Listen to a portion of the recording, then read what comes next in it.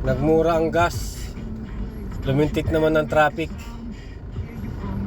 Nga pala, may nakakalimutan akong batiin, si paring Renato Tan, paring Bong. Ito na, shout out natin. Yung mga gusto magpa-shout out, message lang kayo. Huwag kayong magsasawa, yung mga may birthday. Baka pwedeng para ano ba para? Walang para. Nakalimutan pa yun. Sasabihin ko.